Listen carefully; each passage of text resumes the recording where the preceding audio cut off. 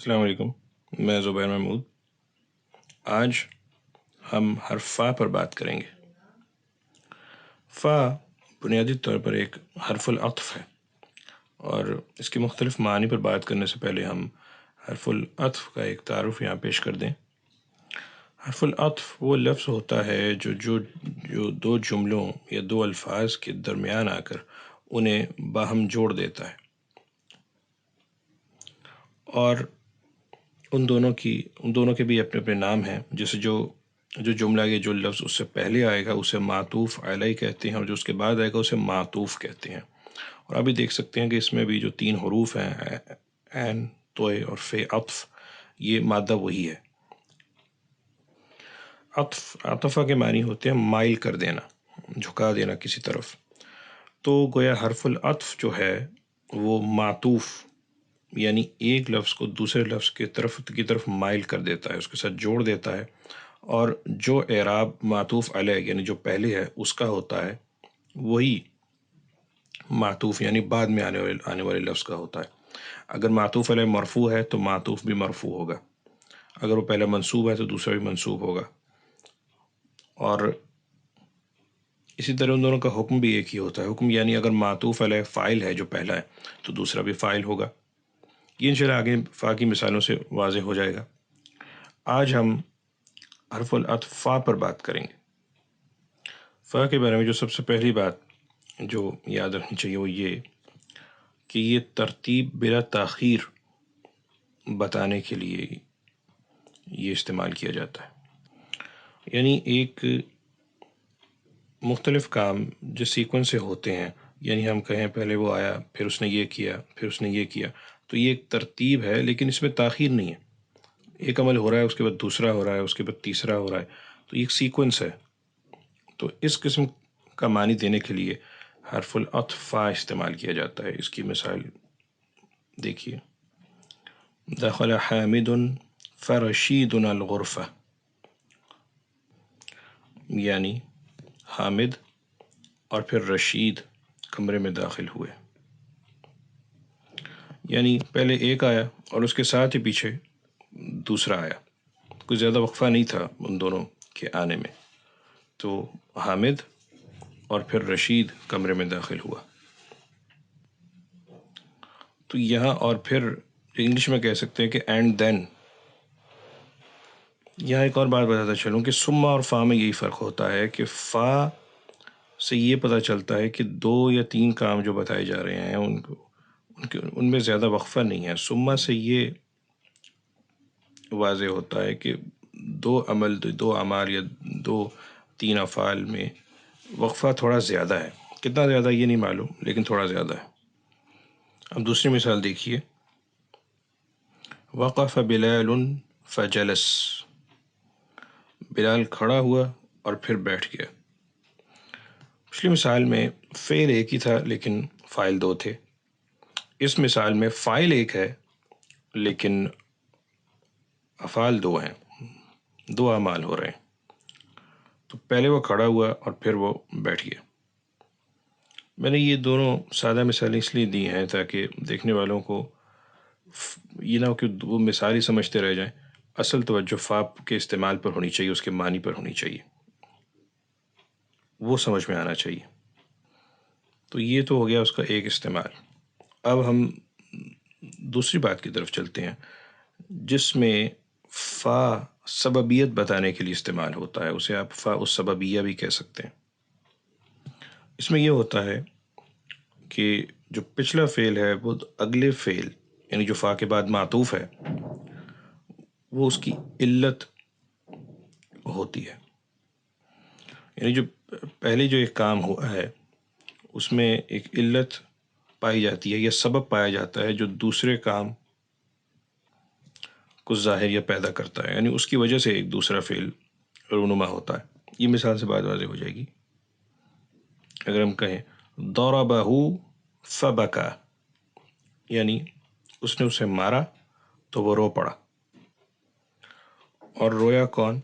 یہ جو ضمیر ہو ہے یہ پہلے یا مفعول بھی ہے اور یہی اگلے فعل کا فاعل بھی ہے، یعنی اس نے اسے مارا اور جسے مارا وہ رو پڑا، یہ ظاہر سی بات ہے۔ تو ایک کام مارنے کی وجہ سے آپ کہہ سکتے ہیں کہ وہ رو پڑا، اس نے اسے مارا تو وہ رو پڑا۔ اب ترجمے میں مختلف الفاظ کے ساتھ ایک ہی معنی کا اظہار کیا جا سکتا ہے، ضروری نہیں ہے کہ ہمیشہ ترجمے میں ایک ہی طرح کا لفظ استعمال ہو۔ فا کے معنی لفظ فا کے معنی کو بیان کرنے کے لیے مختلف الفاظ بھی استعمال کیے جا سکتے ہیں۔ اور اگر آپ غور کریں، پہلے معنی میں فا صحیح معنوں میں حرف العطف ہے، اس معنی میں فا حرف العطف نہیں ہے۔ وہ اس لیے کہ ضربا کا فاعل کوئی اور ہے اور بقا کا فاعل وہ ہے جسے مارا گیا ہے، یعنی جس کے لیے ضمیر ہو لائی ہے ضربا کے بعد، اس کا فاعل وہی شخص ہوگا جو رویا ہے، تو یہ حرف العطف نہیں ہے۔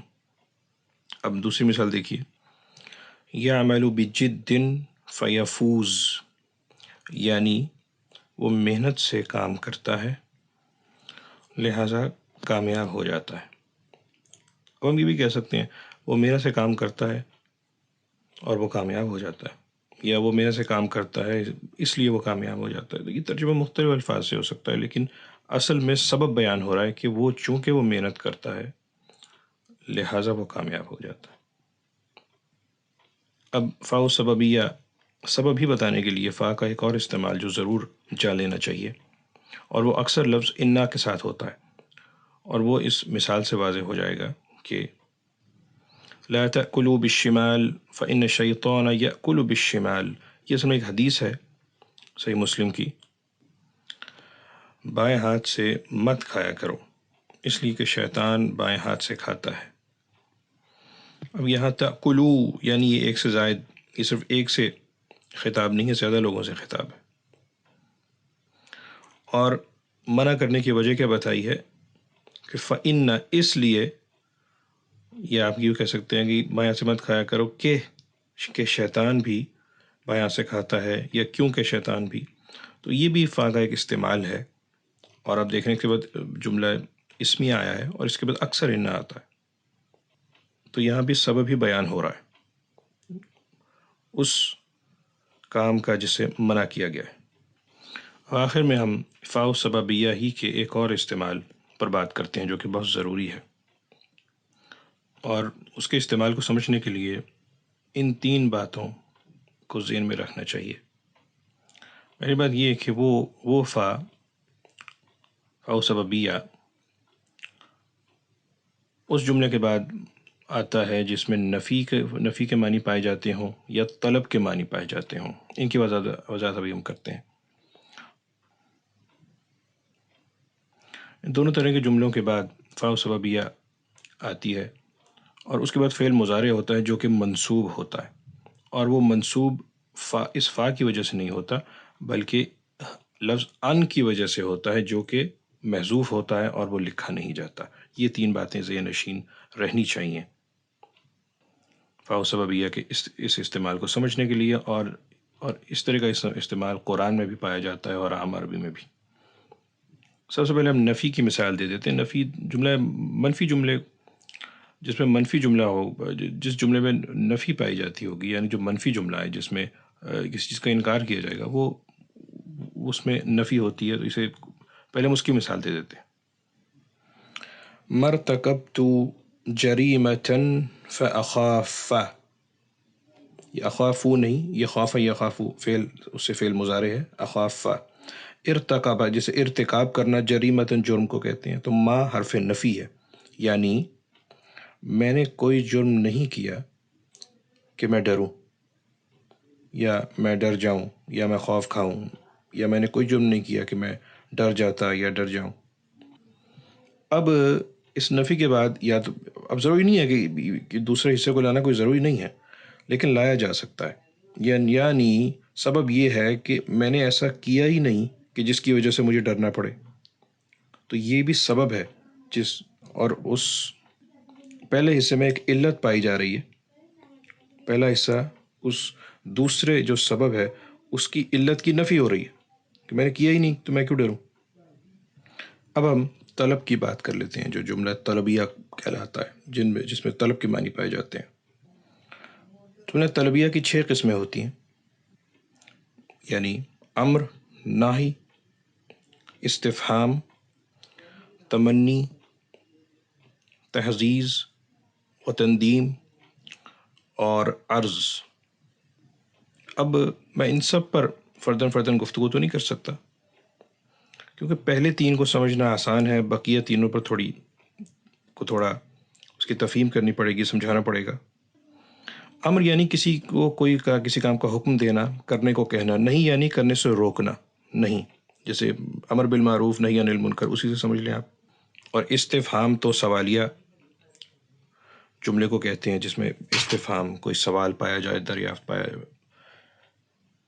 کچھ دریافت کیا جائے۔ تمنی ہوتا ہے کہ ایک کام کی خواہش کہ کاش میں ایسا ہوتا تو پھر میں یہ کرتا، تو جو دوسرا حصہ وہ پھر فا سببیہ کے ساتھ آتا ہے۔ اور باقی تحدید اور تندیم اس کے بھی معنی ہے۔ عرض کے معنی تو وہی کسی سے التباس کرنا کہ آپ آئیں نا، کہ آپ کے ساتھ پھر آگے وہ جملہ۔ اور تحدید ہوتا ہے کہ کسی کو کسی کام پر ابھارنا۔ تندیم ہوتا ہے کہ کسی کو ندامت دلانا کہ تم نے یہ ایسا کیوں کیا، یا تم ایسا کرتے تو یہ ایسے ہو جاتا، تم ایسا کیوں نہیں کرتے، کرو۔ تو تحزیز، تندیم۔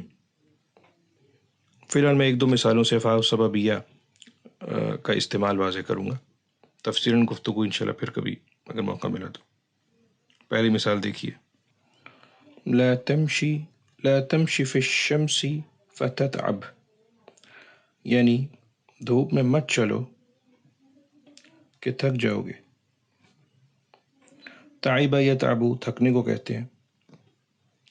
مشا یمشی، چلنا۔ لا تمشی، یہ نہی کی مثال ہے، یہ نہی کی مثال ہے، اس میں کسی کام سے روکا جا رہا ہے کہ دھوپ میں مت چلو۔